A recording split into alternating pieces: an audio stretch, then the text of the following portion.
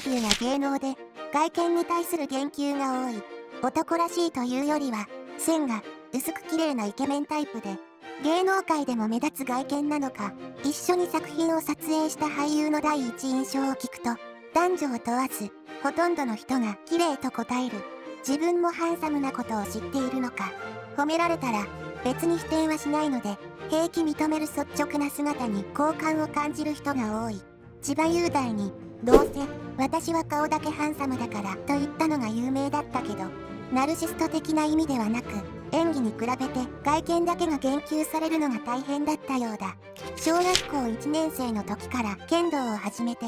中学3年生の時まで稽古して9年間剣道人として生きてきたという。剣道にも才能があり、中学生の時に2段を取得し、関東地域大会で優秀賞に選ばれるほどの実力者だったという。優れた外貌は幼い頃から引き立っていたので、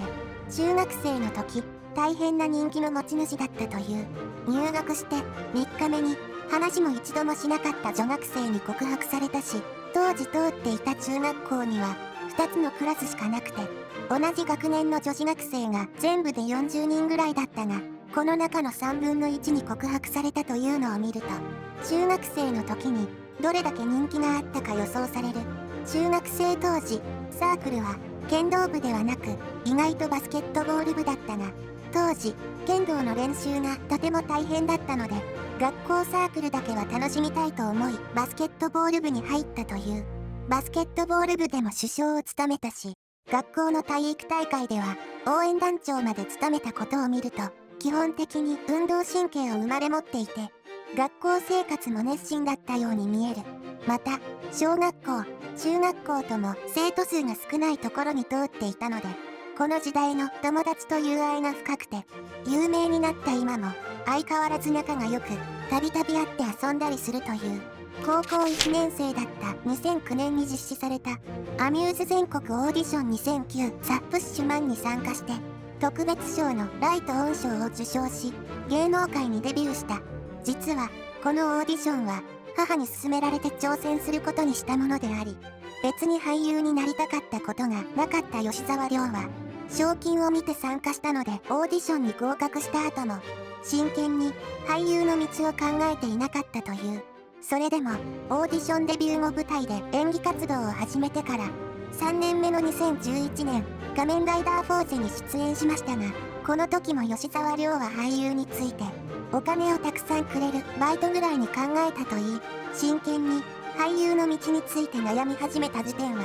2013年ブッセンのドラマと舞台で初めて主演を演じ、半分にも満たなかった客席を見つめたのが動機づけになったようだ。その後吉沢亮は17、18年に封切りした銀魂実写化に相次いで出演し、トップスターの仲間入りを果たすことになる。演技するとき存在感を消したキャラクターが本人の普段の性格に合って演技しやすいといい、かっこいい顔を持っているけど意外と堂々とイケメンの役はほとんど演じたことが少ないからか、むしろハンサム役へのアプローチが難しいという。演技と日常の境界がはっきりしていて、演技が終われば大きな困難なく役目を抜け出す。むしろ役柄の感情に没頭する俳優たちの演技スタイルが不思議で羨ましいようだ。また他の人たちの評価では、一度死んでみたの脚本を書いた沢本義光は、こちらが望むことをちゃんと理解して演じてくれる俳優。映画あの子のトリコのプロデューサーだった高石明彦は、一緒に映画撮影をしたあの時から天才だと思っていたが、すごい男だという評価を残した。人形のような外見とは違っておじさんのようなところがあるという。同僚俳優たちが遊んでいるのをそばで見ながら、いい時だねとか席を立つたびによいしょのような言葉を言いながら起きるという。バラエティやインタビューでも自分の普段の考えを直線的に表現する方で、日本アカデミー男優主演を受賞の感想に、自分の受賞は主演の山崎賢人があったからだと明かしたんだけど、受賞の感想で準備したのではなく、普段の本人の考えがそのまま反映された発言だという。弟によれば、幼い頃はいたずらっ子だったが、成長してからは兄弟たちの精神的支えだという。自らをマイペース、ド S、勝負欲が強く、一方では暗く人見知りが激しいと描写する。社交的な性格ではなく、現場で同僚俳優たちと親しくなる方法がわからないというが、知人に知られたことによると、社交的で親しい人が多いという。ラーメン、その中でも、つけ麺が特に好きで、4日に1度食べるところだそうです。俳優、杉咲花の証言によると、本当に毎日ラーメンしか食べなかったし、撮影日程が遅れて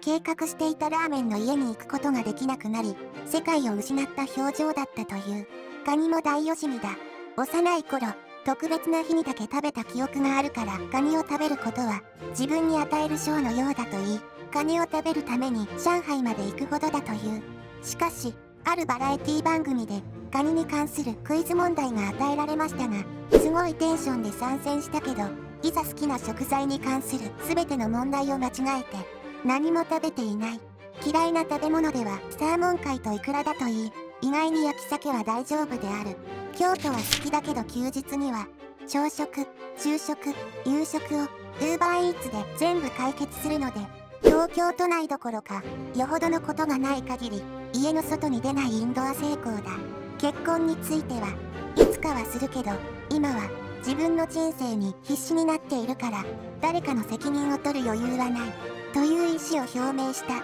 バラエティ恐怖症で、多数のゲストやパネルが出演するバラエティよりも、1対1のトークや観察芸能がうまい。好きなお酒は、芋焼酎。好きなおつまみは漬物。人生のアニメは、千と千尋の神隠しとファンタスティックプラネットだと言いますが、2つの映画の乖離感が甚だしい。映画銀魂出演が発表された時、普段はジャンプ作品が大好きでしたが、この作品は、なんだか子供が読んではいけない作品な気がして読まなかったんですが、沖田総悟役に内定してから、やっと前編を読んだ。